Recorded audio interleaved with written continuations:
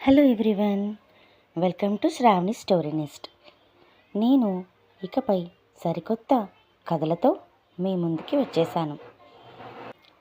నీ చెలిమి కోసం పార్ట్ 1. సంజయ్ రాజకుటుంబానికి ధృవంజయ మిగిలిన ఏకైక పుత్ర సంతానం.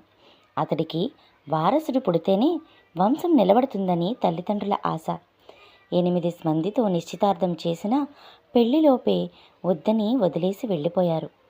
పెళ్లి చేసుకున్న ఒక్క అమ్మాయి పెళ్ళైన 3 రోజులకే వదిలేసి వెళ్ళిపోయింది. ఎందుకు ప్రతి అమ్మాయి ఇలా వెళ్ళిపోతోంది? ఏదో ఒక కారణంగా అతడి జీవితంలోకి వచ్చిన ప్రతి అమ్మాయి వదిలి వెళ్ళిపోతోంది. ఈసారి వచ్చే అమ్మాయి అయినా బంధం నిలబెడుతుందా? వారసుణ్ణి ఇస్తుందా? జీవితంలో జరిగిన సంఘటనలని నూతన జీవితంలో ఏం జరుగుతుంది, అతడు ఎలాంటివాడు, అతడి జీవితంలోకి వచ్చే అమ్మాయి ఎలాంటిదో అనే విషయాన్ని తెలుసుకుంటూ జీవితం ఇచ్చే అనేక రకాల అనుభవాల్ని ప్రేమ, కోపం, అసూయ, సంరక్షణ, పగ, ఓటమి, గెలుపు అన్ని రకాల విందు భోజనం లాంటి సన్నివేశాలతో తెలియజేస్తున్న కథ. రామచంద్ర పిలుస్తున్నాడు. భూమి, భూమి, ఎంతసేపు? తయారు చేశారా? పెళ్లివాళ్ళు వచ్చే సమయం అయిపోతోంది. ఇదిగో నాన్న, ఇప్పుడే తయారైంది, మీరు కంగారు పడకండి అని చెప్పింది భూమి. కంగారు పడకుండా ఎలా ఉంటారు?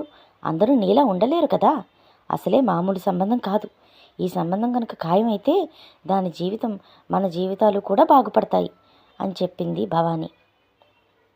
భూమి, అదేంటి అమ్మా, డబ్బంటే అంత భయపడాలా? భవానీ, అది కాదే, ఆ అబ్బాయి సంజయ్ రాజవంశస్థుల వారసుడు. భూమి ఏం మాట్లాడకుండా లోపలికి వెళ్ళిపోయింది. మనసులో వారసుడైతే ఏంటి, భర్తగానే వస్తున్నాడు, బాస్ కాదుగా. భూమి, వల్లి, నీ మనసుకు ఎలా ఉందే? సాధారణ కుటుంబం అయినా మనలాంటి ఇంట్లో నుండి అలాంటి కుటుంబంలో ఆ అబ్బాయి ఎలాంటివాడో. వల్లి, భూమి ఇలారా, నీకు విషయం చెప్పాలి.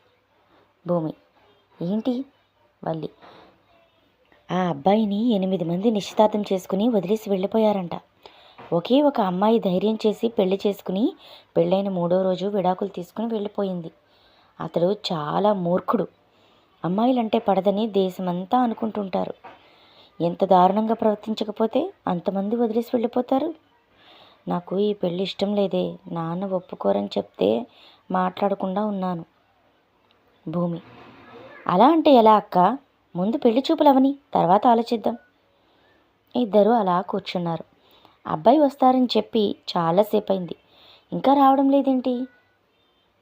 ఇంతలో ఒక అతను, నన్ను రాజావారు పంపించారు.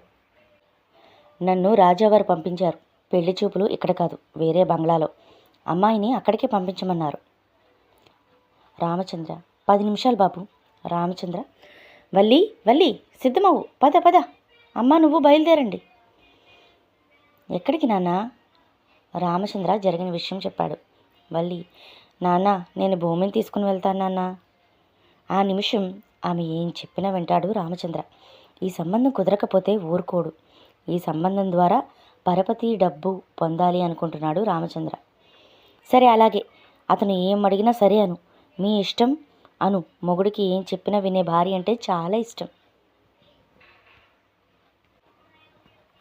అక్కడికి వెళ్ళిన వల్లి ధృవంజయని కలుసుకుందా? పెళ్ళి జరిగిందా? తర్వాత ఏం జరిగింది? తర్వాతి భాగంలో చూద్దాం. వెంటనే మన ఛానల్ని సబ్స్క్రైబ్ చేసుకుని వీడియోని లైక్ చేయడం మాత్రం మర్చిపోకండి. Thank you.